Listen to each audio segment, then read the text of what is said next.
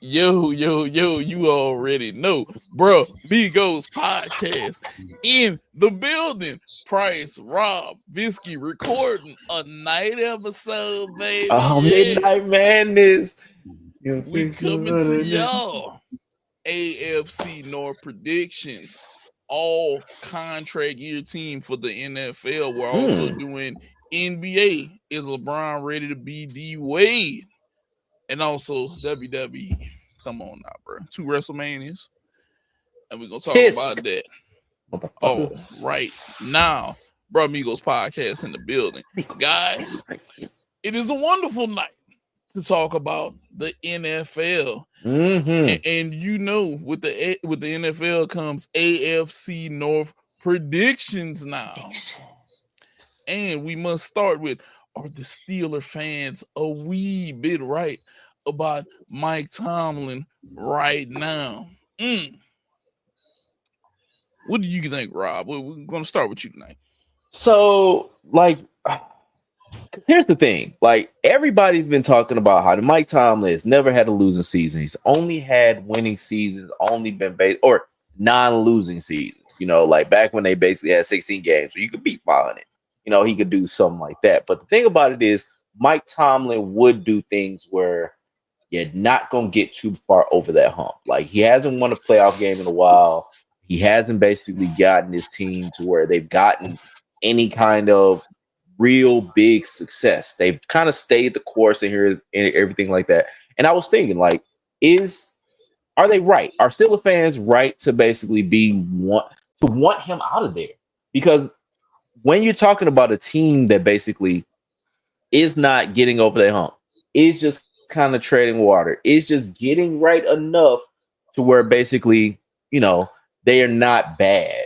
But you might want to get somebody that's bad. You might want to get somebody that's going to get you in a position like what we saw this year. Even though there wasn't that many great quarterbacks, get you in a position where you can get a quarterback. Get you in a position that basically you can get something that can really be valuable for your team. Because they've gotten good at basically getting talent for certain positions. They got the best edge rusher right now in TJ Watt. They had George Pickens, who is now with the Cowboys. Jarvis is going to be loving that when we talk about it next week. But they got things that basically you can point to and say, okay, this is an all-pro guy here, this is that. But they don't have anything on offense. They haven't really been able to put up a nice offense in a while. So I kind of think the Steelers fans have a little bit credence to say, hey, we should get somebody else new. I'm not saying that they should. I'm not saying that basically the Steelers should move on from Mike Tomlin, because you don't know what you got till it's gone, but the old adage of you don't know what the grass is green on the other side.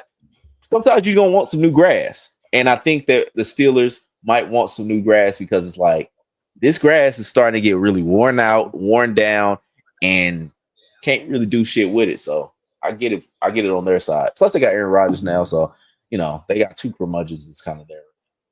Bisky, do you think it's time to get rid of good old Mike Tomlin? See, well, it's hard to say. I'm not a part of these folks that like to just up and fire coaches. So let's face it, the Steelers haven't had a Super Bowl winning roster to begin with.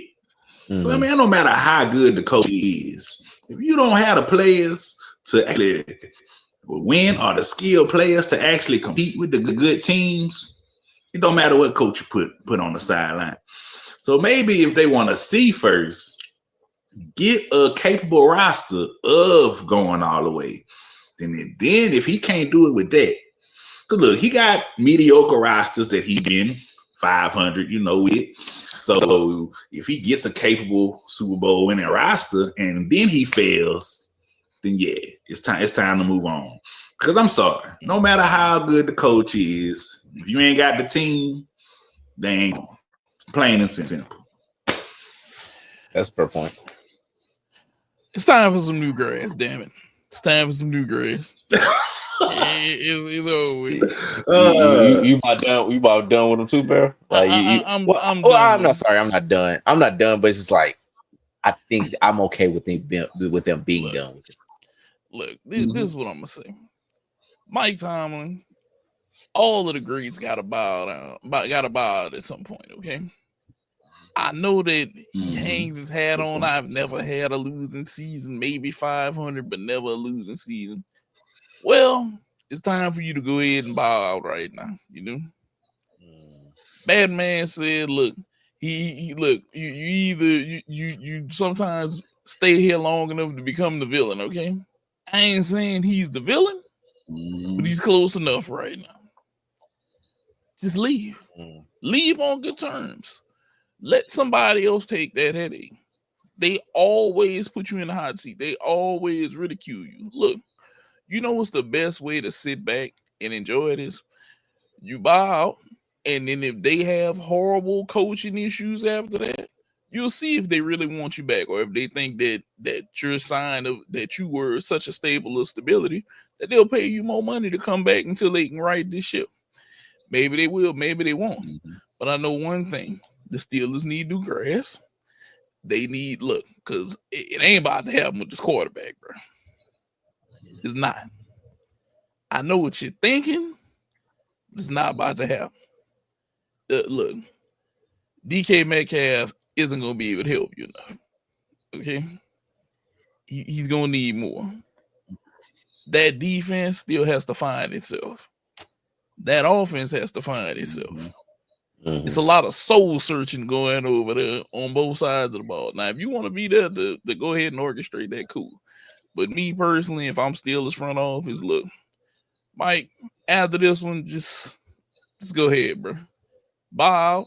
I give you some money. Go sit down. I know you got plenty of it from me already. Go live your life. Go to Cancun or somewhere. Go to Dominican Republic. Go to Brazil. Enjoy yourself. Yeah, anywhere. Just not inside this facility, okay? It's not here.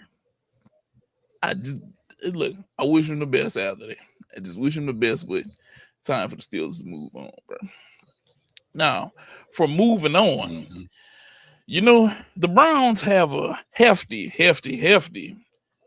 QB contract over there that they want to try to move on, but tonight may have been just a show, just a little inkling, a sign of hope for the DooDoo Browns. And it's could Shedeur Sanders become the NFL Zach Edey. Now I'm gonna say this, Rob. We might be insulting this man calling him Zach Edey, okay? How? We might be. Because he could be better than the Zach Edey. But as of right now, though, it could work. And with his pretty solid, okay performance tonight, no real major mistakes, the Browns get a preseason win, even though it's only a preseason win. I think that Sheduer might be okay, bro. He might be able to work for this. Now, I know that you're a little befuddled, but tell me, do you think he could be the NFL Zach Edey, or what do you think? So when you say like, you know, you were insulting calling him Zach Edey, let's put this in a little bit of perspective. All right. Okay. So Zach Edey, first round draft pick, you know, basically guy that basically picked early. Also Zach Edey, first team all rookie. So he's a guy that basically has been touted fifth in the rookie of the year voting. So it ain't. So Zach Edey ain't no slouch right now. So let's put some respect on Zach Edey's name. The other part about with Zach Edey, and the reason why I think is a parallel between him and Shedeur Sanders, is that Zach Edey, was a guy when he talked about the pre-draft process, when we talked about the during draft process, it was a guy that was touted as somebody that could not make it into the league. And it was somebody parallel. And we said like, and it was said like, hey, we said on this show, Bunch's House personally said on this show, said that basically he wouldn't be able to make it to the league because he got feet of stone. He ain't gonna be able to run up and down the court. He ain't gonna be able to do anything. And look at what my Hayden did, huh? It was another case of my Hayden basically making that man into something. You are welcome, Zach Edey. But I digress. But the thing about it is with Shedeur Sanders, and you know, tonight he played absolutely great, I would say great. Excuse me. Because I know people gonna be like, he didn't play so great. He played against the preseason. That's why I didn't say great. Panthers. That's why I didn't say great. I say solid. And so I'm a 3-2-1. He played all right, especially for his first game being on an NFL roster, playing against NFL talent. Played the whole first half against the Panthers tonight. Did well, 2 touchdowns, had really nice drives. Had some mistakes, basically, and had some pre-mistakes that I would say, because, he kind of holds the ball out when he's trying to basically make the play, extend the play and everything like that. But he played well, and he was a guy that was also talked about. Doesn't have the physical characteristics, holds the ball too long. It's going to basically, be somebody that cannot really thrive in this NFL as a guy that doesn't have great passing ability. Is accurate, but a guy that doesn't have the measurables to basically stand in the pocket with the people that are going to be coming out and rushing him. Can he basically, is he going to be all rookie player in the NFL? I don't think so. That's if he makes the team. That still is to basically be said and still to be done. But as far as a guy that basically might be able to do it, he might be the closest thing to it. Like, this is a guy that was very much told, oh, well, he ain't going to be able to make it. He ain't going to be able to do anything. He sucks. And he basically played at least one game well. Now, we're going to see what the next preseason game is going to be, whether he does play, whether they put in Dylan Gabriel, whether they go with somebody else, whatever.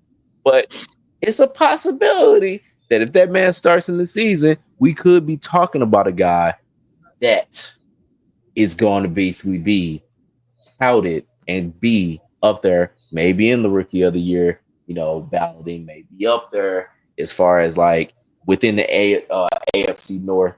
Saying he might be NFL Zach Edey. Bisky, do you think that he's the NFL's Zach Edey, or do you think this is maybe just a little flash in the pan? I applaud y'all's optimism, but let me just be real with Sheduer for a second. You played great tonight.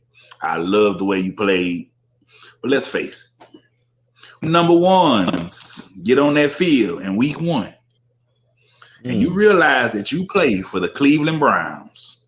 All them passing windows gonna shut. All them defensive backs turning the corner on that sorry ass offensive line, and you running for your life. That's when it's gonna really kick in.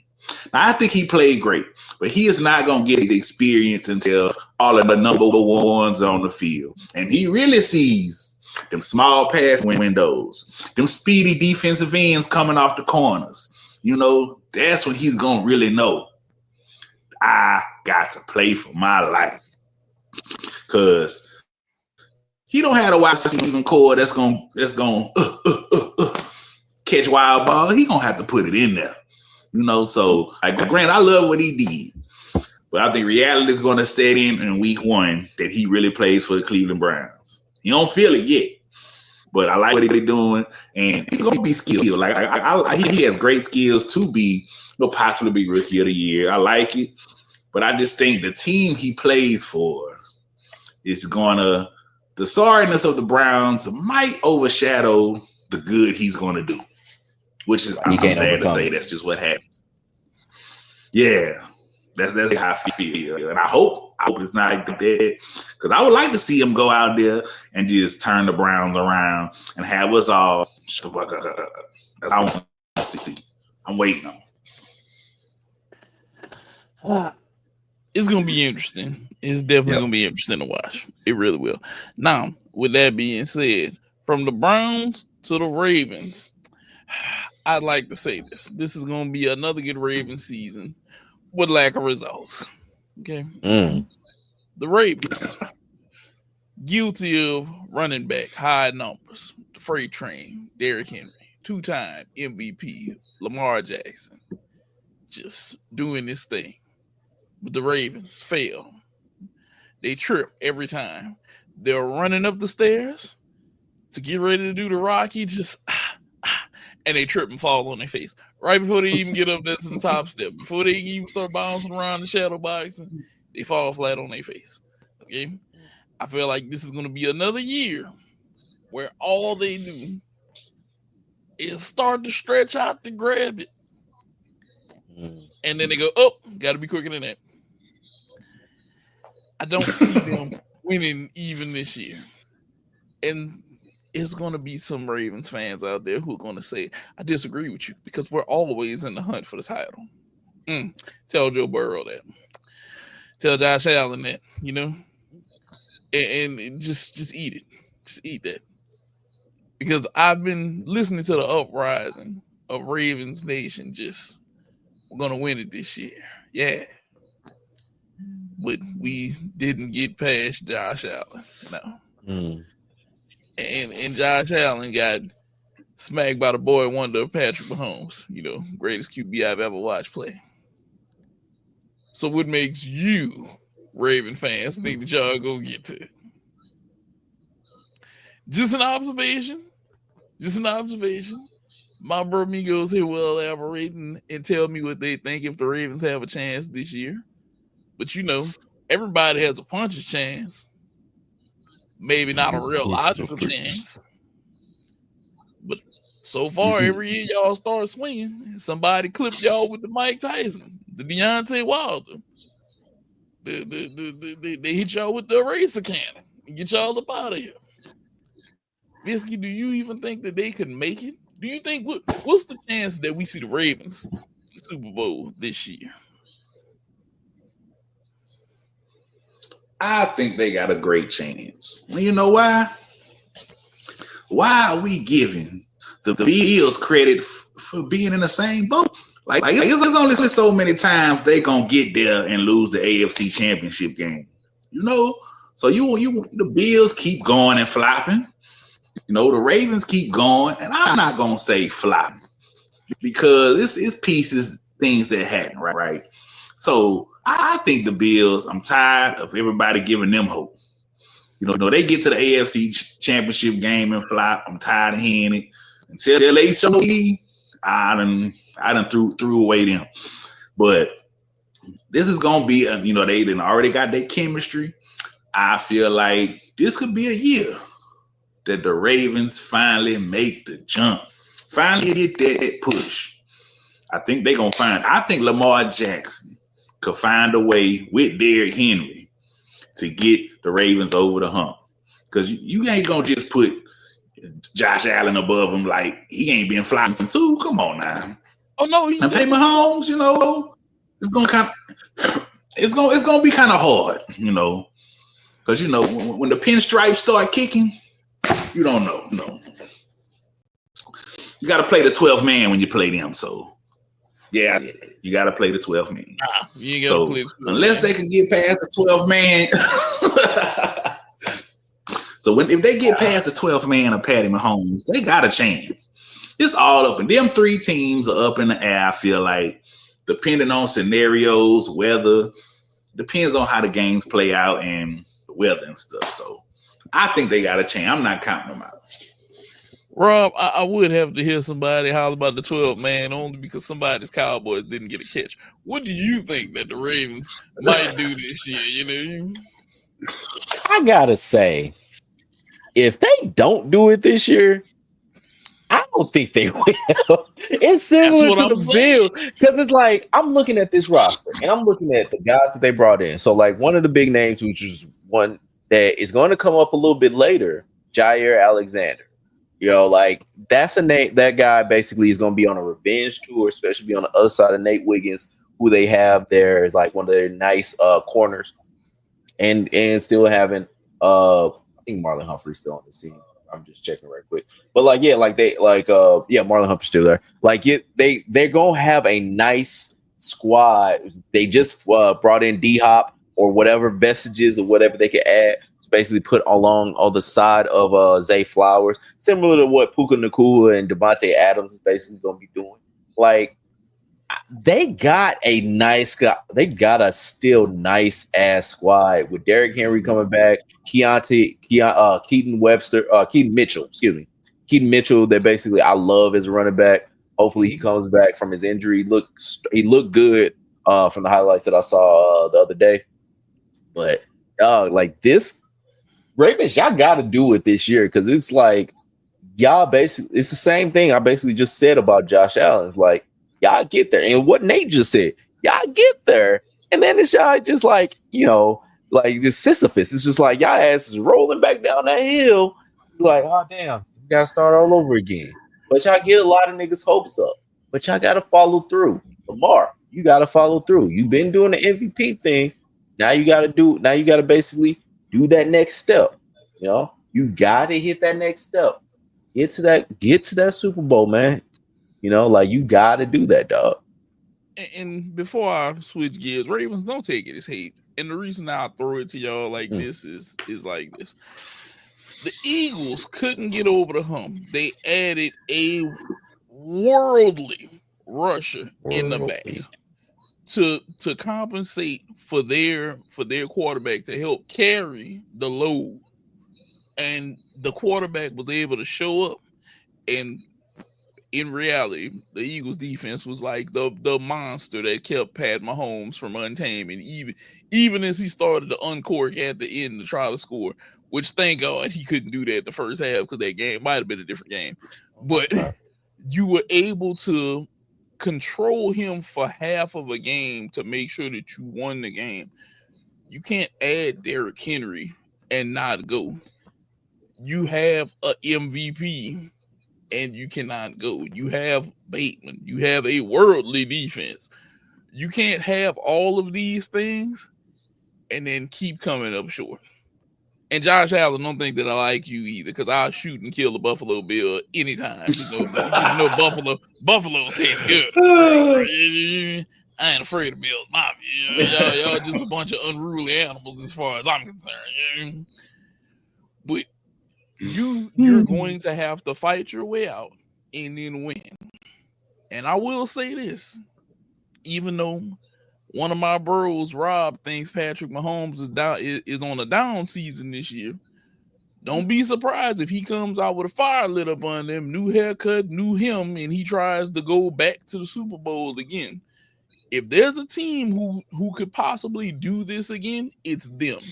And if you have to face or deal with that monster, he don't play once he get there. He don't play. Counterpoint. That's exactly why y'all motherfuckers need to step up this year, because this is the time like this where this motherfucker's been on a slope or on a trend of I'm only going to the AFC Championship every year. He can't do it again. I'm like Jesse Pinkman, like in fucking Breaking Bad. He can't keep getting away with this. Like, this has to be your time. You got to take advantage of this. Do it now, because it ain't going to be that many times in the future. This motherfucker gets on another trend, he's going to get back on another trend, and you are going to be waiting outside in the rain talking about, oh, well, I could have. You got to get it now, dog. Yeah. Look, I'm a firm believer in this, and some people will say, oh, you just riding on the Chiefs. No. You watch Patrick Mahomes play. Whenever Patrick Mahomes goes on a bender for seasons, he is in your ass 24/7. He is there. He's not going away. He's not. Look, you say do not pass go. He passed that bitch 6-7 times. He collecting a couple racks. He's Jesus on cleats. He is Jesus on cleats. Like, you gotta basically. There is nothing comparable to that nigga right now. Your window is short. And you have to remember that, because your play style is different than his. So your body at some point taking hits from running is going to wear down. This motherfucker body, he only take off whenever he needs to. And the son bitch is fast. Build off beer. Yeah. That's all he does. Like, he drinking and he'll dip out of bounds. He ain't trying to run into nobody. He'll dip out of bounds if he runs. So Lamar run into somebody. And he does a lot of sliding. He's one of them dudes. I think he might play till he's 38 at a high level, and he's going to be. Oh man, we got to deal with Patrick. It's a serious thing to deal with him. But from the Ravens to them old Bengals, the Bengals should have chased defense instead of offense. Rob, you put this here, and I cannot agree more. I I understand the power of friendship, and I understand basically wanting to keep cohesion and chemistry together. They could have divvied out some of that motherfucking money to give to some motherfuckers. There's somebody that's gonna come up in this in us all contract year team that really want to basically deep dive on. We're gonna keep that for later. We already spoiled one. I can't spoil all of it. I got to keep y'all here for some reason. But no, like they did not really go after defense as much as they should. They went out and got Shedeur Sanders in the first round, grabbed that motherfucking kicking and screaming to sign a motherfucking rookie deal. But basically, yeah, like they did not really tackle as much as they could. They really need to refresh that defense that was putrid. That was the part of the reason why they basically were outside looking in, even though Joe Burrow tried to be a miracle worker and basically get them to where they get them into the playoffs. They went and basically re-signed Ja'Marr Chase, which I get it. I understand. You watch that motherfucker play, he is arguably the best wide receiver. And I got to say arguably because Justin Jefferson still exists. And he is my dog. Go Skull Nation. But like, they also re-signed T. Higgins. And like I said, I understand the reasoning of wanting to do it. This is a great tandem. T. Higgins is not a number 2. He is a 1A. 1B to Jamar Chase. I keep getting every motherfucker in this. It's nighttime. but like Jamar Chase is that dude, and especially when you compare him on the other side of that, it's like, yeah, you want to keep that together, but you really want to basically have something because you can't boat race motherfuckers all the time. They needed to go basically get more defense. They needed to go after some free agents that basically can really replenish their defense. They needed to basically not just Shedeur Sanders, but just get every motherfucker they could find on defense in that draft. Just something. Because, yeah, this ain't going to work out well. And you're going to basically see 30 points a game basically being given up by Cincinnati. And that being a going notion. Jarvis, do you think the Bengals should have chased some defense instead of offense? I couldn't agree with Rob more because nothing pisses me off than seeing multiple 25-point losses. You shouldn't score 25, 30 points and still lose the game. Come on now. The Bengals front office, they're going to waste this trio and they're going to let them age if they don't get defense to help them. You like you say, you can't have them going into a shootout every single week, a shootout to make the playoffs. Like, come on now.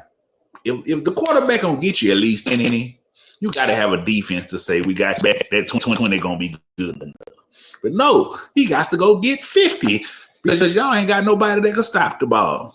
Come on now, don't waste it. Because Joe Burrow, he gonna be good for a long time. Jamar Chase gonna be good for a long time. I honestly don't think they needed T. Higgins. I think they could have separated and got somebody a little cheaper, because Jamar Chase, I don't care what you say. You could throw the ball to him and ain't nobody going to stop him. So I feel like they got somebody a lot cheaper. And they probably could even went to free agency on defense to get somebody that defense, because don't waste these prime years because you ain't got no defense to help out your offense and get back to the Super Bowl, because you got some talent. And to me, if they had the defense, I feel like that would be the team to knock Patty Mahomes out the way. That would be the team that you need to watch out for. But since you don't have any defense, might be looking at another 8-9 win year. You never know, because all their games end up being toss-ups. And that's the sad way to lose, toss-ups and not make the playoffs. So get some defense. Come on now. What you doing? Yep. So, I want to read you guys a couple stats. 348 net yards a game. 348 net yards a game. That's how much their defense gave up. Is that bad? It's that bad. That bad. People averaged. Well, look, you're giving up 348, and of that 348, you're giving up 223 in the air on average, and then you giving up 130 on the ground on average. That's Drano.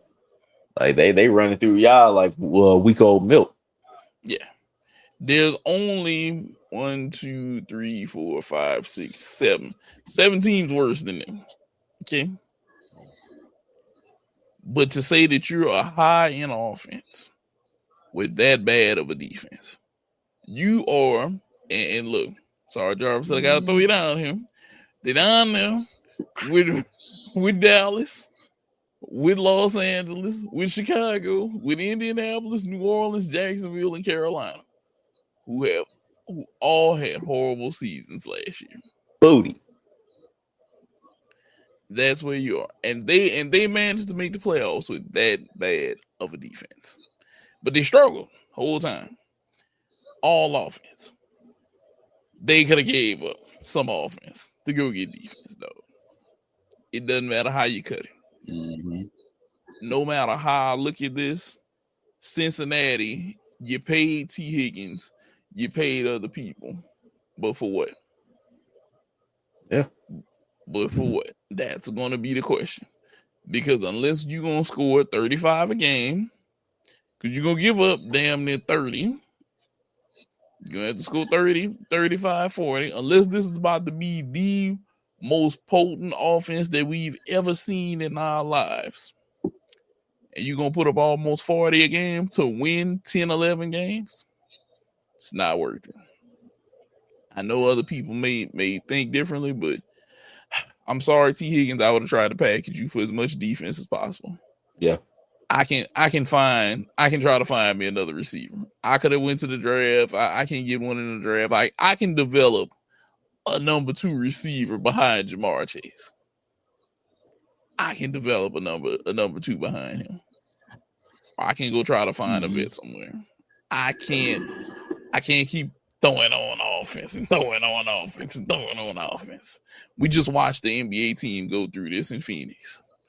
Hey, guys, let's add Bradley Beal to 2 guys who are already a lot of offense, and we're going to win. And you didn't even make the playoffs. Yep. That's where we're headed right now, Bengals.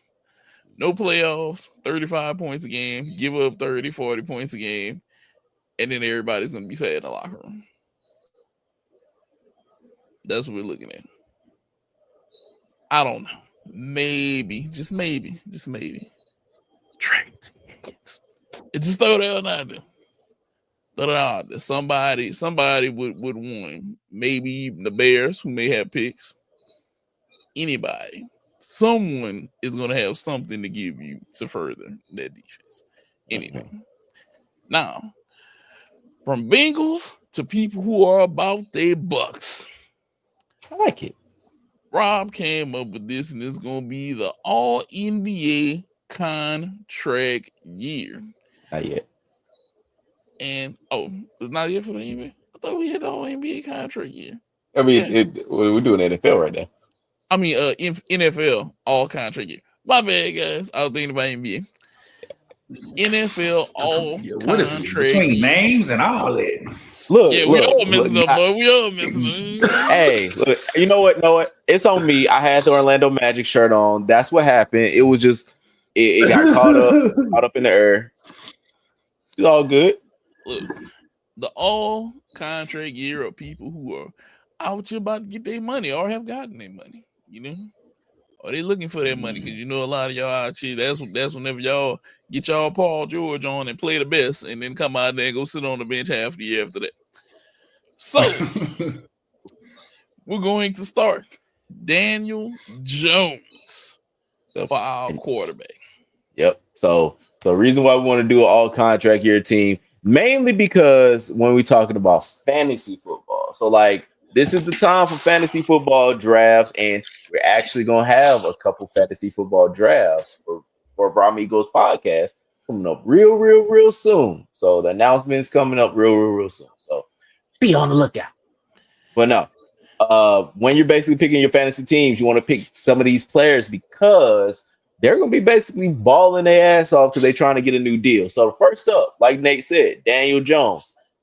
kind of by default. It's not a ton of NFL free agents or the quarterback free agents that are out there.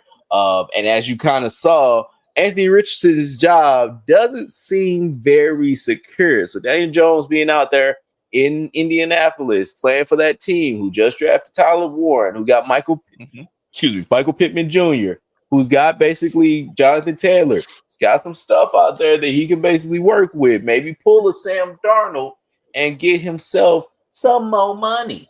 So, I mean, Daniel Jones is the guy that I would say is for the quarterback position for the all-contract year team.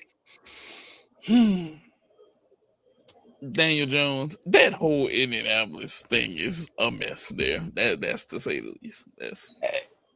It's a mess, but it's centered. The mess is kind of centered around the quarterback position. Like, yes, they do have some pieces other places. Kwity Paye, who I would have basically put on this team for this year. They got other players that are pretty good, but like, yeah, no, it's really centered around Anthony Richardson has not been able to take the next step. It is still early. The man is still young, but it's like you gotta do something soon. Like, there's time, but you want to get some level of niceness that you can really look at and be like, okay, this is the future. This guy's. But speaking of the future, so I got two running backs that I basically want to name. So running back one for the all contract year team, Breece Hall. So it's a name that basically we've been talking about, especially with the Jets, especially with, a guy that basically has been running well, has had injury issues.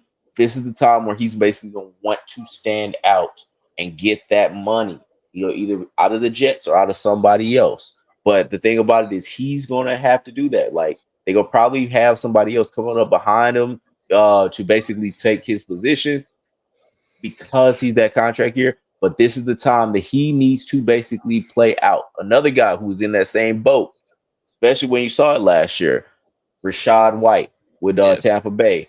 Bucky Irvin is right there to basically supplant him as RB1 on that team. Even though he's RB2 here, it's really more that he needs to basically have that year. So he's going to be balling out. He's going to be out there in the flats. He's going to be out there doing every kind of dirty work to show you should be paying him his money.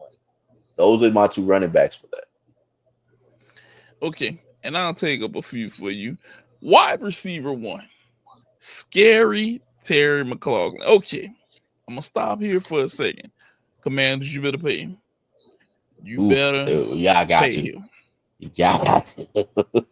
If you don't pay him and he goes somewhere else, Jaden Daniels not only will be in fear of that sophomore slump, but he ain't gonna have no number one. Like, you got the best deep ball throwing quarterback without one of the best deep ball throwing receivers. You're really trying to separate peanut butter and jelly here. Don't separate peanut butter and jelly. Just let put those motherfuckers on two pieces of bread and rock. That's what y'all need to be thinking about. Keep these motherfuckers together. I know he's about to be 31. He's going into his 7th year, 8th year, whatever it is. Give that man his money before it's too late. Y'all fuck up with this. Okay. Now, with that being said, Scary Terry from Scary Terry to Deebo Samuels. Look, his teammate. This is a guy who I thought was not going to end up in Washington. I thought that this guy might end up somewhere like Dallas, but he didn't. Okay. He still can. Deebo, you kind of forced your way out, and I know that you're happy that you got your way out of this, but this is what I will say. Getting out of the 49ers, I felt like it felt wrong to me, Rob. It felt wrong. I felt like he was supposed to stay. He was supposed to be there and continue with the current quarterback who just got paid. Maybe that's just me just looking at it how I've been looking at it, but hey, to each his own with that one. Okay, Christian Watson. Yes. This is another guy. Yeah, this is another guy. Yeah, like he's had a ton of injuries as well. Like, but this is the time where you got that crowded wide receiver pool right there with Green Bay, where you got Jalen Reed and you got the Terrian Wicks. Like you got some dudes that basically is right there. Like he has the great ability. It's just that when it comes to Christian Watson, it's just like he cannot stay on the field. Like he is a touchdown threat every time he gets on there, but it's like it's far and few between. He kind of reminds me of Giancarlo Stanton. It's like he has that kind of home run ability, but 4 games out of the year, essentially, because that's all he's healthy for. It's like it's unfortunate, but it's like that. It's just the rule thing. It's just thing. Like honorable mention, I would say for like Christian Kirk with the Texans is a guy to watch out for. Hollywood Brown as well, but like Christian Watson, I know he's gonna want to show out this year. He's gonna want to basically play as close to 17 games as possible, but that's a guy that I would say be on the lookout for. Okay, this next guy, I believe that the sky can be the limit for him if he's put in the right position. Kyle Pitts Sr. Let me tell you something. Let me tell you something, Atlanta. You need to put plays in there and let this man do what he needs to do. He needs to be targeted. I ain't gonna blame Kurt all the way because Kurt had his favors, but Kurt, you wasn't throwing the ball in that man's direction enough. He's 6'5", Kurt. He's 6'5", 250. All the ability in the world. Did you not see the scouting report from him when he came up out of college? They graded that man a 98 or 99 out of 100. He was that surefire of a pick, and y'all won't use him. And he's still young, 24 years old.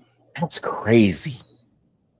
That's crazy. Like, think about how long we've known of Kyle Pitts. It feels like that motherfucker's like 30.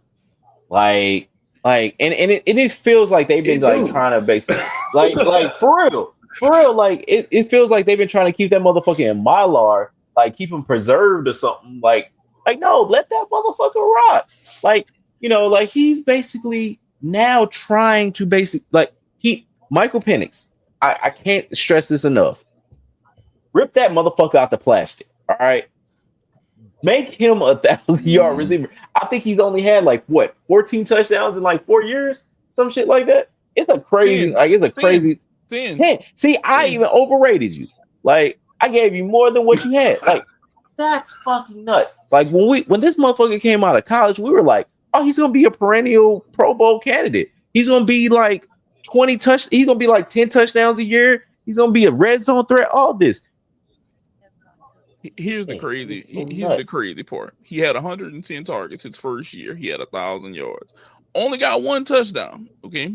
Second year, he was out 7 games. He had 59 targets, 356 yards. Third year, 90 targets, 667 yards. Okay.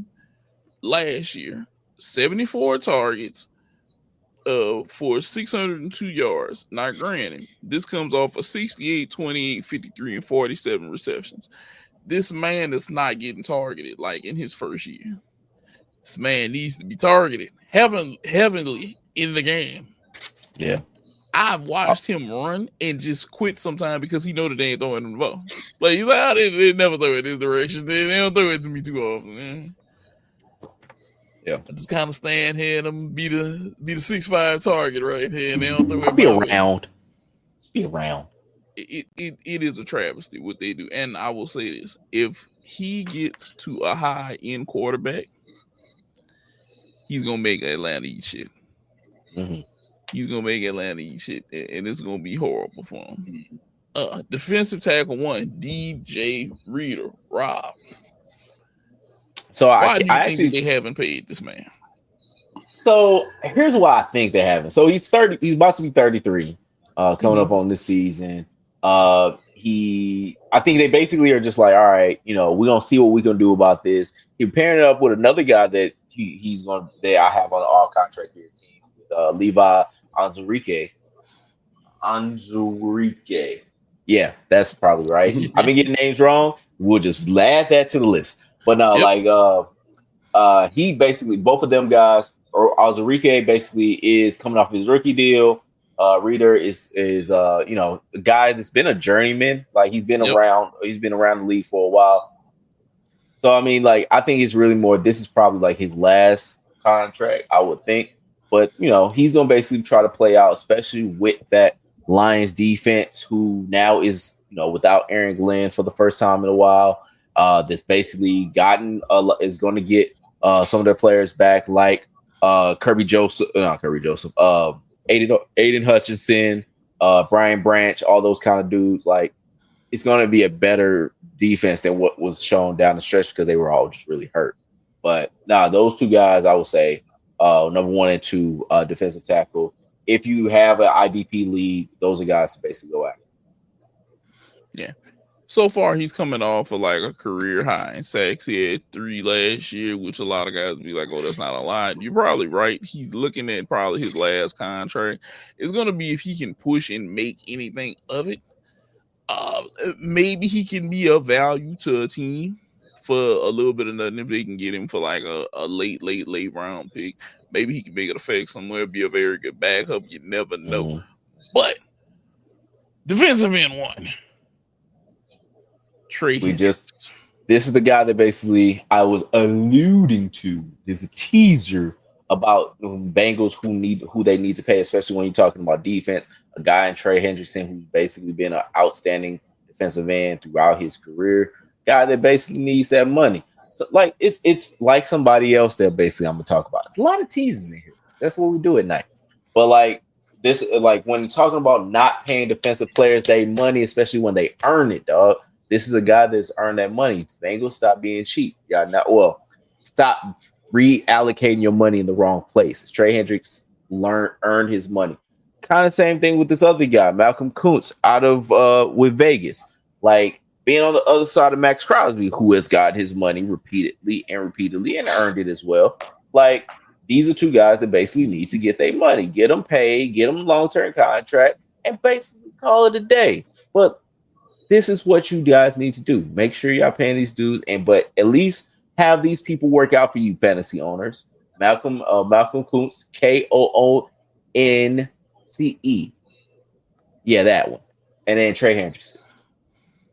So look, and I gotta say this about Trey Hendrickson. 17 and a half sacks last year. Okay. 17 and a half sacks last year. Pay him. Money. The big guys get gritty out there. Pay him his money. Y'all already are lagging defense. You need at least somebody to smack the quarterback upside his head every now and then. And he's done it 17 and a half times back-to-back seasons. Pay him. He's in his prime. He's clearly in his prime. He's out here hitting 17 and a half back-to-back. Pay him his money. That's all I'm going to say. Pay him his goddamn money. And this one. This is what I need to chime in. This is your part right here. Look, you got the ball. Parsons, go ahead, Visky. Jerry, let the motherfucker go. He don't want to be there no more, goddamn it. Even though he deserved his money, and it's your fault. But at the same time, now you got him don't even want to be there. So now I feel like it's too late. The time has passed. Micah, you don't want to be there. Bye. Because we got 2 more guys that they by the name that we could just replace you with, that I feel like will be some good replacements. The next 2 guys on the list, we could plug and play. Because Micah, I love you. You was you earned your money, but now you ready to go. So like, you ain't want to be in Dallas no more. So you ain't want me to root for you no more. So even though I was rooting for you to get your money, you can't hold nobody hostage. After all this, I feel like the turmoil is just going to be too toxic, So I feel like you're going to pay him, or what I feel like, look, he ready to go, let him go, because he's not going to play up to par with this on his mind. And, one of these next 2 guys, I feel like they could fit right in, and we could make a move. Damn. Being, well, I really prefer Joey Bosa. Yes, Bosa. He has made a statement. I feel like we can go steal him, plug him into the defense, and he gonna work just fine. You ain't the only goddamn linebacker in the league. You ain't the only one bringing that smart. Joey Bosa, let's start waiting on you. We waiting. And no, even if we do miss on Joey Bosa, I feel like Nick, pronunciations. Bonito. I feel like he did make a statement.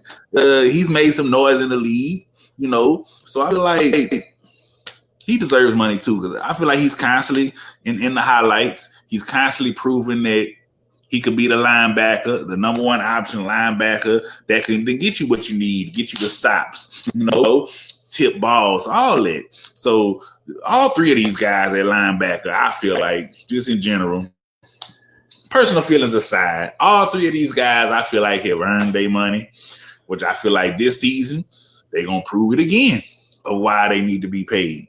Because these three, I feel like these three is the perfect three to be on the all-contract team for linebacker. And each one could fit that blue star. Ready for it.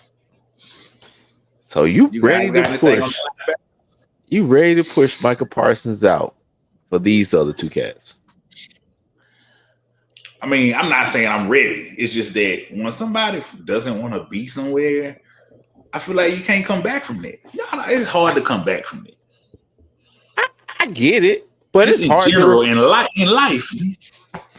Yeah, I know you don't want to. You want to keep it player. I get that, but like, you ain't really no players like Michael Parsons, dog. Like, that man plays like a demon. I really don't have. I've been saying like that man plays like a demon because I have really no other way of saying how he plays. Like, that's the best way I could basically put it. That man plays like very scary. He be throwing around offensive tackles and shit. Like, it don't make a lick of sense like what that motherfucker does. Like, honestly, like I don't know how you haven't paid him, Jerry. Like, even because I've been thinking about like, all right, it's like maybe he likes the attention, maybe he likes this. The attention ain't getting you paid. Like, there's nothing you are really gonna do as far as like not paying this dude is gonna really work out. Like, pay that man or get the fuck out the way for somebody else to pay him. I will say this real quick. Nick Bonito, here's the catch to him. He went from 1.5 to 8 to 13.5 sacks. He is young. He's a second round pick. Now, if you believe in him enough and you could get him, the problem is, where is Michael Parsons going? Mm-hmm. See, that's my issue. Would you want to send him to Denver? I wouldn't want to send him to Denver. As long as he don't end up in the NFC East, I mean, would try to send him to the goddamn what were they named? The Tropics? No, the Vikings. It's okay. No. I know you like him. I'm just here to help. We only taking Justin Jefferson from y'all. I'm saying. Yeah, no. Ain't happening. Not if they let Rob have a say in the trade. You would be lucky if you get back 2 Kit Kats and a pack of Tic Tacs if you got something to say with it. I give you stewed happening to make a mistake. Nigga, you are getting nothing. Air pudding. See, I told you. That's what you're dealing with. You do business with Rob. But I will say this. If you do decide to roll the dice on a second round guy like him, it's where are we sending Micah? Because do you want to send him anywhere where he could win, like right now? Because that's the issue. And you know that you don't want him to play this out or play out his contract and end up somewhere. Because let's just say if it was a fifth. Let's say he decides I'm gonna play out and he ends up a Viking. A chief, a eagle, somewhere where he can really do damage. You're right, because I don't I don't want to send him to Buffalo for Joey, and that's bad too. Mm-mm. Yeah, just saying, just choose wisely, because teams make room whenever players like him come available. Right. You don't want to see him in Kansas City. You don't want to see him in Buffalo. You don't want to see him nowhere where because I'll tell you nothing. If he was to end up somewhere like in Kansas City, I'm gonna win like the next 3 Super Bowls. Patrick Mahomes is gonna spend most of the time with the ball on the field, throwing bombs and shit.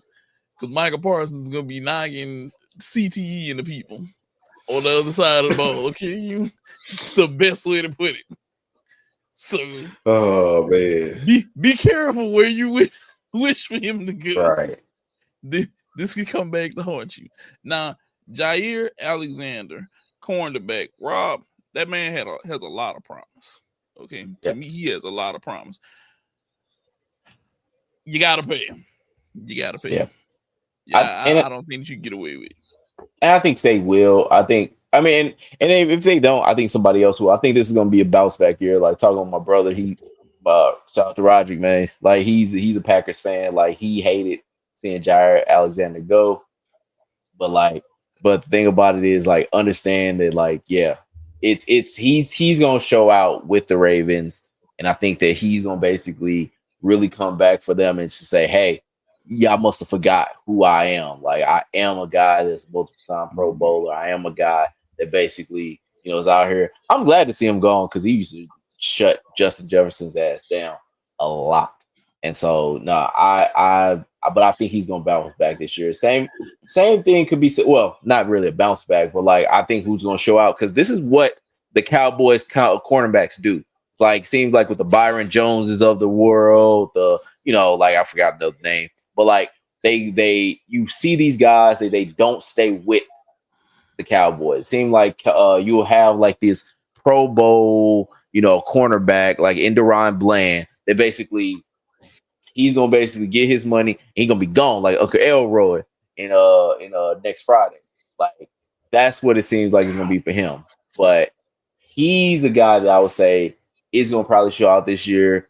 They gonna not throw his way or they're gonna throw his way. He gonna get like 7 interceptions. Like it's gonna be or when it comes to him. So that's a guy that I think is gonna have a great year this year. Yeah, people forget 2023. The man had 9 interceptions. So yeah.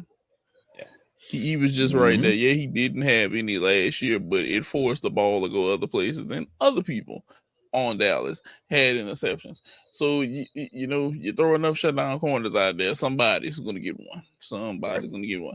Now, this is one that I'm interested to see how this plays out for him. Jonathan Owens from the Lou. Thank you. And he's also, he's also married to Miss Simone Biles. Absolutely, and because we the prize. That's STL the prize. Okay. I know everybody doesn't. We are the prize. We like when you look at this. Look at all this prize. That's what I'm saying, man. But like, Jonathan Owens, he's had some moments. Like he has been kind of staying around the league. He's not like a great safety, but he's basically had really good moments. He had a touchdown where Simone Biles was in the crowd and everything like that with the Bears and everything. So, man, like I think this could be a year that he more goes to that next level and shows that he can be somebody that's a mainstay in the safety position within the NFL. So, between him, Byron Cook, who's with the Chiefs, like basically been playing with them for a while, they gonna make some money. They gonna have some shine that they basically can do. But when you have an STL cat on the list, it kind of shows out. Just basically, this is other motherfuckers out there. I'm just saying when you represent the 314, when you make it out of God's country, you just you got something to you. That's just what it is. That's what it's gonna be. But it was all good. But that's the all contract year team for everyone. So just be on the lookout for them and watch them basically show out. yeah, it's gonna be pretty nice this year, you know. So sometimes I'll be wanting to tell him, you know, he ought to look at all of the, you know, Louisiana produced wide receivers, you know, just stud out there, you know. Fair. I mean, just nothing like the Lou. Don't you have one of our wide receivers? When you talk about the Lou, or are you talking about Jamison Williams, who's from Herbert Hoover Boys and Girls Club? You know, like what? No. Don't you have an LSU receiver? I do, but you know, I'm just saying, like when we talk about the talent that is from St. Louis, the 314 baby, it's just nothing like it. Nothing matches it. Nothing basically compares, and that's just all around. I'm not basically keeping it in the NFL. I'm talking about speaking. I'm talking about looking. I'm talking about everything. You're talking about grace and air. I'm just talking about period. You know, if you orbit a St. Louis motherfucker, you're just different. Your whole aura just changes up. I'm just saying. I'm just putting it like that. And I'm talking, and that extends to the 618. It's all in the soul, baby. So this is what it is. When you basically touch that Mississippi, you know, it's just somebody. I guess I'll let you that. But now we have to move on. NBA, and we have to come to you guys with a NBA topic that, you know, has kind of had us thinking recently, and is LeBron ready to be D Wade, and is Luka ready to be LeBron? Oh, okay. I do not think LeBron is ready to let go of the reins of his team and become D Wade. Why? Because he wants to be known. It was my team. I'm the reason that we won, not Luka. All me. And he's gonna have to get over himself. He's gonna have to get over himself. LeBron, you're like the second greatest player. We can say that, but here's the problem. You're going to have to give up the ball to Luka. You have to go learn to be efficient whenever the ball comes your way. You have to let Luka do his thing. You want to win? You got to let Luka do. You got to let him help carry you. And I know in the back of your head, you're like, I carry everybody. I was the man. I'm LeBron. I'm King James. And I'm like, yeah, but all the time starting to catch you a little bit. You know, you already weren't a great defender. People already kind of ran past you. You know, you're great at the chase down block, but not a great on-ball defender. And this year, people was running by you. And you can't play Ole defense again next year, okay? Because it can't be three of y'all on the court. You, Austin, and Luka all playing Ole defense. Because that's all I see. Ole, let him by. This Ole, he's going by me. Now, DeAndre Ayton may help remedy some of that if he can find himself as a shot blocker and recover from which I want to say he had an Achilles tear. If he can find himself after his major injury, possibly could do that. I don't know. Hopefully, I don't think so though. I don't. I'm gonna just keep it real with you, LeBron. You got to give up the team. Get the reins to Luka and let Luka and the Lakers. Because look, he already took that pay cut from leaving Texas. Because trust me, I know whenever he gonna see that, whenever he seeing them checks come in, he was hot. Be like, damn, this motherfucker light. Yeah, he was hot. Anthony Davis, on the other hand, said, check got a little heavier. Where does that Chip Zeros come from, huh? Yeah. Y'all be getting this? Look, this is how y'all treating people in Texas. You get that little extra money. Like this whole time. And I will tell you this, and this is gonna be a bold take before I pass the ball over. Before I pass the ball to one of my homies. If you don't let this become his team, don't be surprised if he tries to make a move and go join the other big foreign great white person in Denver.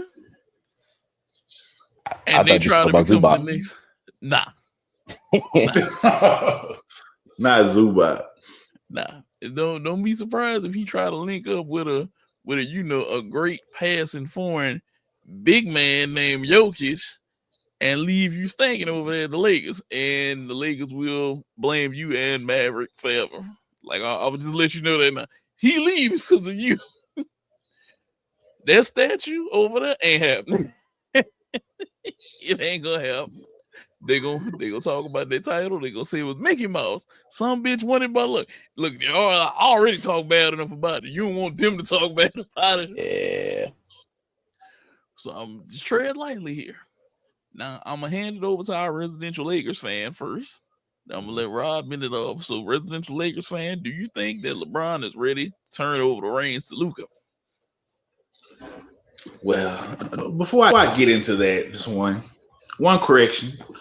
As a third greatest player, Nate probably misspoke. As a third greatest player behind Kobe, I think it's time. You got to hand over the reins. And honestly, I feel like he's gonna kind of have no choice because granted, this is gonna be his last season as a Laker. Will it be a whole season, or will his play deem him tradable before the trade deadline? Because I think new ownership, they ready for it to be Luka's team. And LeBron is ready to take back seat. And I think he's gonna have to. The Lakers are gonna want it to be because if he does, I think that's gonna, unless he does not take a back seat to get traded on purposely, I think that's gonna get him traded even faster. You gotta take the second role, let Luka, because everybody wants it to be Luka's team. You can't go against what everybody wants in the front office. And I think that's gonna diminish Luka if you don't let him take the front seat. Luka, he gonna be the man. He the next Lakers star that's gonna lead the charge, and he's gonna take the number one. Be the cut man. That's all you need to do. What they called it, the Corey Maggette play. I don't know if y'all ever heard about that. The play specifically named after Corey Maggette when he would just cut up in the middle and score every time. That's what you could do, LeBron. Come on now, your time as number one is over. It's over. Enjoy the last little bit to the trail you got in the NBA. Go play with your second son next year and go to Cancun. Leave my Lakers alone. We are ready to see you go bye-bye. Thank you and good night. Rob, is he ready to turn it over to Luka? He should be. And it's mainly because that's what was done for him in the past. And that was when they were in the primes with D-Wade going, when LeBron came to the Heat and basically D-Wade said, hey, this is your team now. The real thing, my thing is, I don't know if Luka is ready to be the LeBron for that team. I don't know if he's ready to be the guy that's basically having to, I think he's ready to be the guy once LeBron leaves. I think that he's going to basically see LeBron as, you're going to be the dude that I have to work with and I have to be a partner with, but he's not going to basically, I think LeBron would be willing to give up the team to Luka. I think that when it comes to knowing, hey, I am basically in my 23rd year, I have played with my son who's named after me. I think he has that level of, hindsight, or that, the level of insight to basically be like, hey, I do need to give some of this up and I need to move on. But I think that when it comes to Luka, I don't know if he has it in him to basically say, oh no, LeBron, hop on my back. I will take this team to victory. You will basically help me do this. And yeah, it could be to where sooner or later, Luka then goes to the Nuggets and Nuggets basically have dynasties forever and always. But I think that when it comes to right now and when it comes to Luka, because I would be surprised if LeBron plays more than this year. I think this year is it, honestly. But if basically this is what's going to be the future, and this is going to be at least the right now future, I think that basically Luka needs to get ready to be LeBron, and LeBron will basically give that position up to him because he was all ready to do that with Anthony Davis anyway. Anthony Davis just could not stay healthy. So I think he wants to, but just Luke is going to have to want it. That and he secretly traded Anthony Davidson and act like he had nothing to do with it. Oh yeah, that nigga was lying. I mean, we all know that nigga was lying. Like that, there's no. He can never tell me. No. Whenever he said what, bro, I already knew you was lying. Like I learned with y'all. Bullshit. Yeah. Ain't no way. But from the hardwood floor to the squared circle. You know, we here are wrestling fans. Big time wrestling fans. It's been a part of our wrestling. Yeah. Wrestling.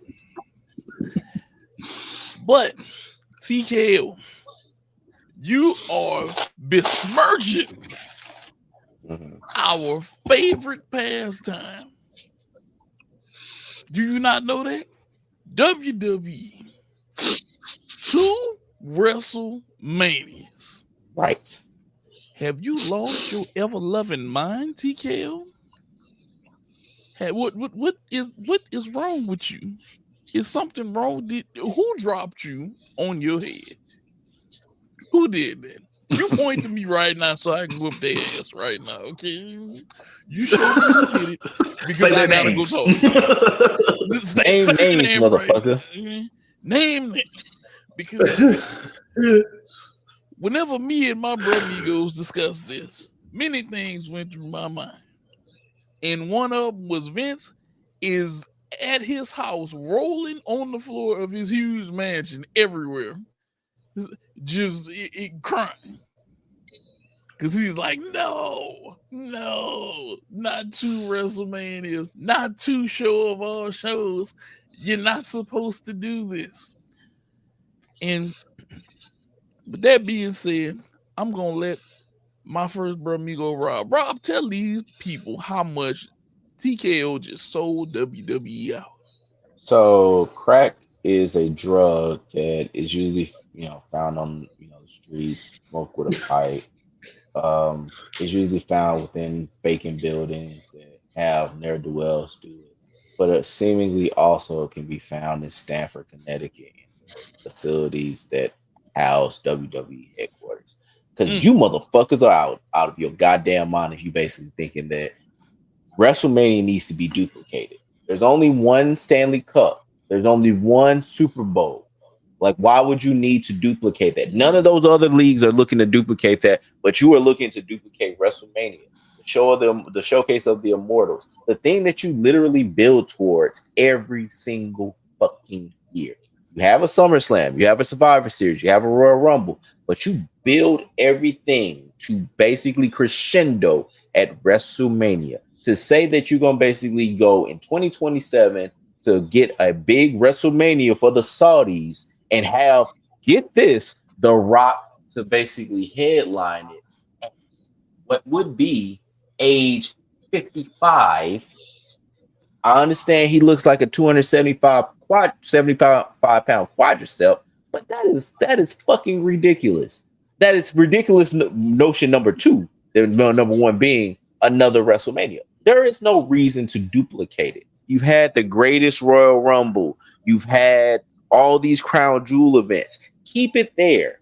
Keep it to that kind of fictitious way. Like, I understand that the Saudis are basically bringing up their money. Now, if they say are doing some kind of big, huge super show in the O2 Arena with Riyadh season, fine. Do whatever you do, your thing or whatever. But the thing about it is, you do not have to replicate WrestleMania. That is one of one. That doesn't need to be something that happens multiple times a year. It doesn't. It's fucking stupid. I can't be for it in any kind of way. Jarvis, 2 WrestleManias. What do you think? The only thing I could think of is just going to give them a great value at WrestleMania. Think back to all the Saudi shows. I don't recall anything of importance really happening. It's usually a glorified house show. Yep. They might be calling it WrestleMania, but I think the real action is still going to happen on American soil. They just want to go see a great show, I mean, they're gonna get their great value WrestleMania. They're not gonna know it's the B show. You know, that's just what's gonna happen. I feel like, you know, they're probably just calling it that for money's sakes, you know, so they can get more money in from them. But I highly doubt they go and put on an amazing WrestleMania for them out there. That's just what I believe. I have a good feeling that we're still going to get the A WrestleMania, and they're just going to get a glorified house show. And I'm hoping I'm right. You better not prove me wrong, TKO. Well, I don't know, because your last few moves have been ass. And, you know, it wouldn't surprise me if you made another ass move and done something crazy, ballistic out there and give us the B WrestleMania. But no, I just think they get a glorified house show. Let's keep a light head right now, you know. Let's see what goes on. It might not be what we think it is, you know. Let's give them a chance. Let's give them a chance to see what they do. And maybe they don't jerk us around. You know, what you got on it, Nate? Let me play devil's advocate right now for both of you. I want you to listen close. Okay. Let's frame this. Oh. Let's say we do get the B show. Let's say they give us all of the bullshit. Let's say they waste all of the time, because remember, they're about to transfer their events to ESPN, and they want people to pay an extra $30 to see the events. Let's say, but for all sakes, let's say that they give us the B show WrestleMania. Let's say they give you all of the shit of a glorified house show, but they give them the really good one. I mean, all of the matches we want, the right build up, the right finishes, and they give all of that to them. But they charged everybody over here thousands of dollars by the ton to get the glorified house show. Okay, how will that make y'all feel? Will you be okay with us getting that and them giving them that? No. Because I don't even want it to be called WrestleMania. I need it to be an off-brand name of WrestleMania just so we can divide. Okay? Like how they got the generic cereals, you got Fruit Loops, and then you got Fruitios. You're like, I need this to be Fruitios over here and not Fruit Loops. Like, we got Apple Jacks and they got just apple cereal. I need apple cereal over there, not WrestleMania. So let's ponder some names here. How would you feel about Wrestle Hysteria? Fine. Like, it's not WrestleMania. It's even good. Wrestle Frenzy. Does that sound good? That's better. Wrestle Derangement. Yeah, that'll work. That sounds so elementary though. Wrestle Frenzy, bro. Wrestle Delirium. How like we could just call it WrestlePhobia. I mean, that might be kind of because they delirious. That's why. Yeah, they off their fucking rocker. Wrestle Hallucination. You know, anything except WrestleMania. I refuse for TKO to fuck up my childhood in the long run at 35 years. If you fuck this up for me and I done been this deep in this shit, me and somebody got to catch a fade. Me and one of y'all got to catch a fade. Y'all, I want 5 minutes in the room with whoever decided that this was cool. Okay? Just let me know. We can set this up and run this, bro. Because I'm not cool with this. I do not want this to be known as WrestleMania because they giving you money. Look, give it all brand name. Like I said, Fruit Loops, Fruitios. Wrestle Fetish. Get them Fruitios. Any of it. Just not WrestleMania. Rob, you're giving them too creative of a name. You're getting too creative. The best I can do is WrestleJoy. WrestleJoy. That's it. That sounds like a New Japan like event name. Really be completely honest, like a pro wrestler Noah, like something like that. WrestleJoy. WrestleJoy 56. If you do this, what is the bill? It's just gonna be matches on the card, like Crown Jewel. It just has to be. It has to be. There is no build I for know, this to like, be named WrestleMania. No title. We can't have no title changes. None of that. Just,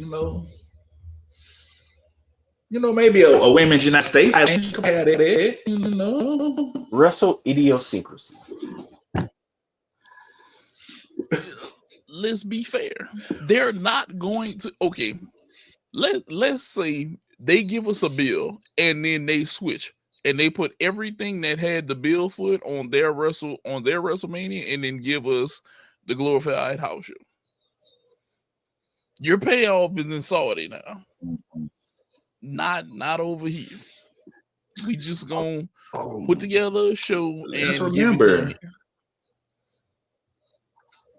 to them two big stupid belts Cody and Liv won. That's the belts that could be on the line. The King of the Ring? That was because they won those specific things. Yeah, the big crown huge jewel chest belt. plates they won. Yeah. They could defend them at Wrestle Disposition. There we go. Wrestle Disposition. where all your dreams will come true. With no build up, no storyline, no nothing. Just go get the belt. Because we can't do it any other way. What is there to do? All right, my last offer. Wrestle show. My last offer. I think that might. I think it might take. That might take the cake. Yeah, Wrestle show. give it to him. Because we can't have WrestleMania not twice. If we have WrestleMania twice, people are gonna look around and we're gonna say, "Where are we? We're already falling apart." Right. Okay, we're already falling apart, and you go and do this. I'm telling you, Vince Senior was applauding from heaven whenever he seen Vince grow to look his son did make the big. Like, was he? look, he had to be a little proud. He made it a little bigger business, but look, now could you see yourself right now participating? And God forbid, do you think that they're gonna give him a 2-day show?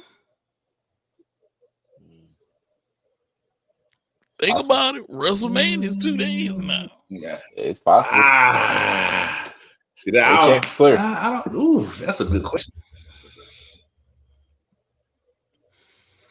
Because look, we just started this shit with SummerSlam, a 2-day show with SummerSlam. Mm-hmm. And I fear the worst is to come because something clicked in my mind while SummerSlam was going on. If they're trying to stretch SummerSlam, right? They already stretch WrestleMania. They're gonna try to stretch more of these pay-per-views 2 days, and then before we know it, WrestleMania is gonna be 3 days. Nah. Yeah, Rob, you may not think about it, but SummerSlam is the start of this shit because SummerSlam is nowhere near as big as WrestleMania. It's the big four, though. Yeah, but okay, so we're gonna have 4 2-day shows. First, they're gonna make all the big fours. All the big fours are gonna be 2 days before they go. Nah. I think they'll only do it with the Rumble, with SummerSlam. Wait, no, they ain't do it with the Rumble. They ain't do 2 days with the Rumble, did they? I think they will soon, though. I think that might be coming up next. This is where we headed, bro. We're headed in this direction. I see you giving them the benefit of the doubt. Right. I see you giving them the benefit of the doubt. Oh, he's thinking about it. He's thinking about it right now. I was looking it up. No, because the rest of Royal Rumble 26 is going to be at Saudi. So they're getting a big event. So, like, I don't think they're going to They are getting a big four. Yeah. So I don't know. But no, man, it's crazy. It's very crazy. Because remember, do we have a date on that one yet?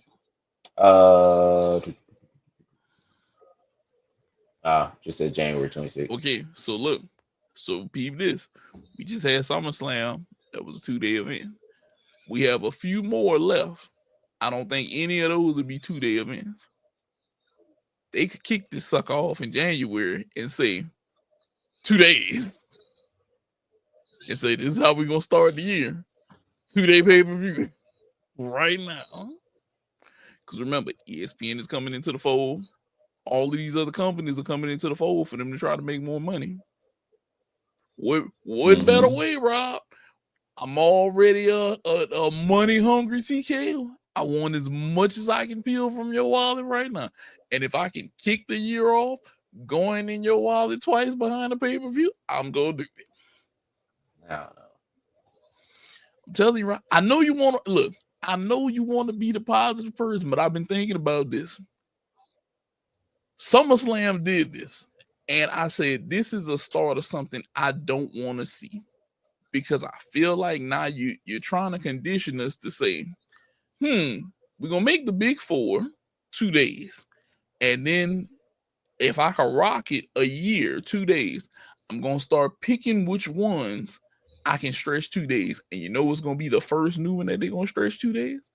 Crown Jewel, because they're going to be able to charge the Saudis twice. And that's going to be the 5th event. And that's where that shit is going to take off at. Because every other event, they're going to be looking 2 days. Remember, you know how they do the overseas shows? 2 days. We don't come over here a lot. 2 days. Let's get your wallets. 2 days. 2 days in Australia. 2 days in England. So when they do wrestling proclivity, that's going to be like the 2 days. Yeah. No, that's so funny. That's where we going. They just trying to condition us. They just trying to condition us to get used to this and say, hey, these events are 2 days. I need to be ready for a 2-day watch. Because we ain't doing an 8-hour thing no more. People don't want to be there that long. Nah, nigga, that shit's hell. So look, let's break it up 2 days. Everything 2 days. Saturday, Sunday. No, I guess I'm in the minority that don't mind the 8-9 hour show. You know, you are. I look, when we went to Mania, I was woke, nigga. When we went to Mania and we went to that restaurant like right after we left, I could not keep my eyes open to save my life. I was falling asleep at the See, that was you know, you did it back to back though too. You know, that's why. Yeah, but it's still a lot though.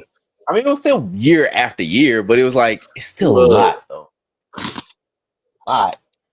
I ain't gonna lie. When it got to like Tuesday SmackDown, I was a little worn out because I did Friday to Tuesday. You know, I was a little burnt. Even by Monday, for Monday Night Raw, I was like, man, I've been wrestling it up for the past few days. Yeah. And remember, anytime they do the 2-day show, they still do a hit for Raw in that same city again. So they're gonna try to hit as many 2-day hits with that Raw, that after big event Raw, where we show everybody with their new belts and title changes and this, that, and the third. Now, granted, if they could write it all right, a lot of times the Friday show too. Yeah. If they could write it right, I probably wouldn't say anything. But I know that they're going to write it wrong. I know this. This is, look, fish got to fly, birds got to swim. Got to get ready for Wrestle Court. Yeah. It's coming. It's coming right now, bro. It's nothing else to hide. They're conditioning us. They want us to be ready. They're saying, hey, get your wallet ready, bro. Coming with this. TKO. You're ruining my goddamn favorite pastime right now. Total now. I'm hurt somebody. Yeah, I'm hurt somebody. It gotta go down. Now, with that being said, you already know Brah Migos Podcast. Price, Rob, Big Whiskey. You already know what you have to do every time you're here. You have to like and subscribe. Tell your people about us. Don't forget. Just hit the button. Just hit the button. You know it's free. Free 99. Just hit the button. Poke it. Just right there. Little tap. Tap-a-roo. Yeah. Shout out to Happy Gilmore too, which was a funny movie. Yeah. Absolutely. That was an extremely funny movie. Yes. That was totally worth my time right there. Now, before we get up out of here, Rob, Jarvis, anything you guys want to say? Good night, Canada. Good night, Taylor Swift. That's about it.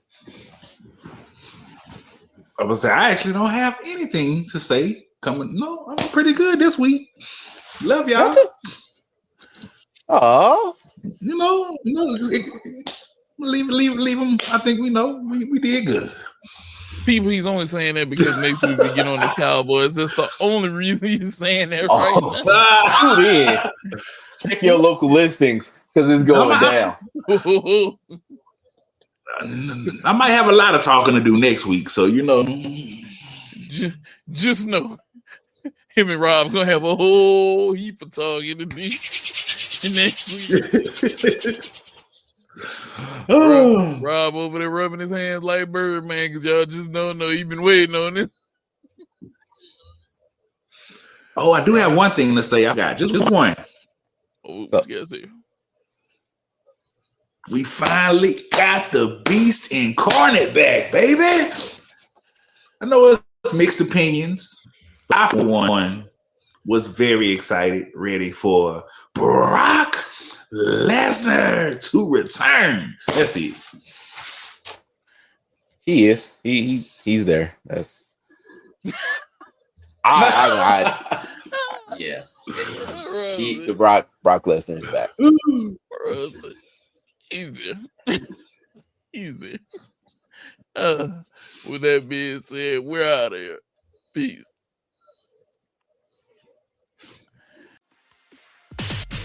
Thanks for checking out this episode of the Brah Migos Podcast. Make sure to like, comment, and subscribe so you never miss an episode.